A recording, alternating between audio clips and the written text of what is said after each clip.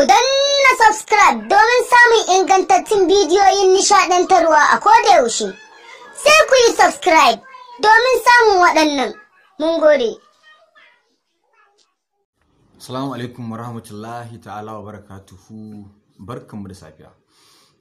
Kamar yadda kuka sani da ranar Lahadi muna kawo muku Izzar So a Bakori TV da karfe 8 na dare. Yau ma idan Allah ya kama da karfe 8 na dare za mu sako muku shi a tashar mu mai albarka mai suna Bakori TV domin nishadinku, domin faɗakarwa, domin tunatarwa, sannan da nishadantarwa. Muna godiya da bibiya da kuke mana, kuma kofa a buɗe take yi da ko a gida ko a office ko ta hanyar waya ko kuma ta comment. Duk wanda yake da wata tambaya akan Izzar So, kofa a buɗe take. Ko inda muka yi daidai a ƙara mana ƙwarin gwiwa, ko inda ba mu yi daidai ba a yi mana gyara, ko kuma wani tambaya muhimmiya wadda ta shafi wannan fim na Izzar So, insha Allah kofa a buɗe take yi domin mu amshi tambayoyinku da comment ɗinku.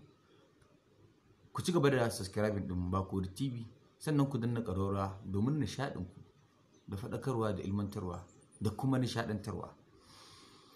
Assalamu alaikum. Nagode. Nagode ma Allah, kuma nagode ma iyayena da suka saka ni a tafarki akan in rike amana a duk a cikin al'amurana da zan yi. Sannan ina godiya ga dukkanin masoyana masu yi min fatan alkhairi, maza da mata. Sannan ina godiya ga Matawalle da Allah ya haɗa da shi, wanda tun ina ƙarami nake jin sunansa, kuma gashi na zo na haɗu da shi cikin girmamawa. Don haka ina neman alfarma akan wannan babban ma'aikata da zan koma. Wannan ci gaban da aka samu a wannan kamfani ba ni kaɗai na samu da shi ba. Akwai abokanan aiki na wanda nake roƙo kuma a bani dama mu tafi da su can sabon ma'aikata, kamar su MD Alhaji Yusuf Abba. Da fatan Matawalle zai karɓi.